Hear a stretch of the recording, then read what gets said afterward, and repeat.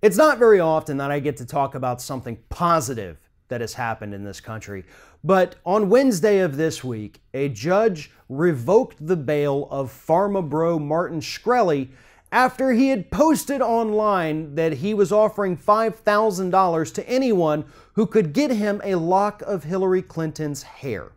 Now, before we get into the meat of this story, we don't necessarily know exactly why Shkreli wanted a lock of Hillary Clinton's hair. Maybe he was trying to get his hands on her DNA.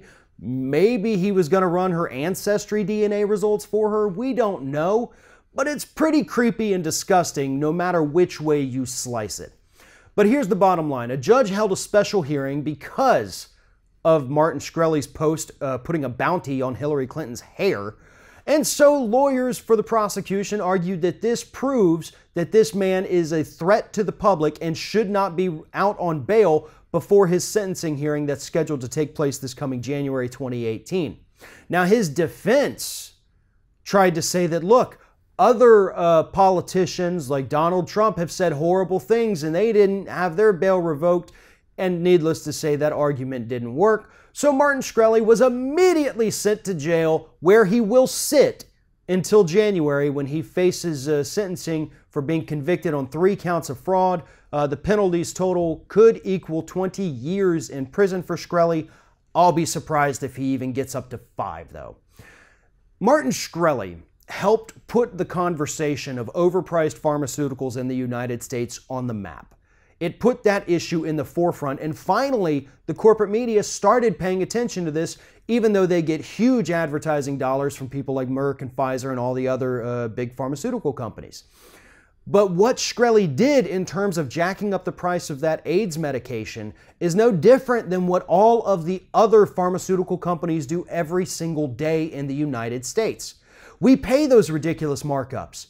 The only thing with Shkreli is that he bought the company, then jacked it up. He wasn't the current CEO that had been there for years and was developing these things. He bought the patent and increased the price, which is basically what boardrooms and CEOs already do for drugs that they develop.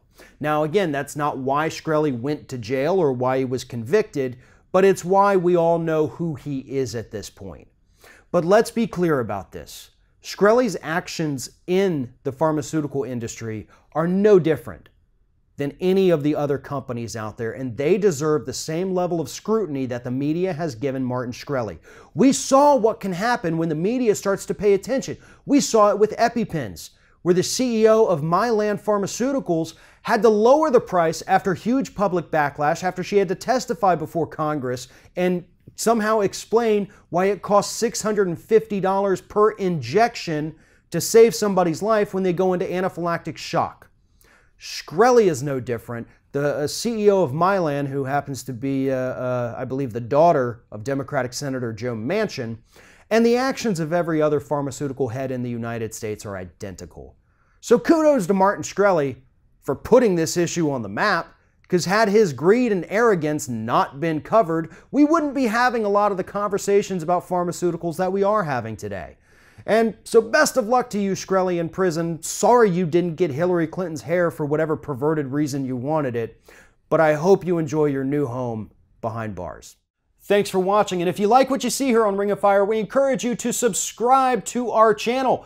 You can see the little subscribe button down there, but if you're watching it on another device where you can't see it, go to youtube.com/TheRingOfFire, hit subscribe, be notified every time we get a new video.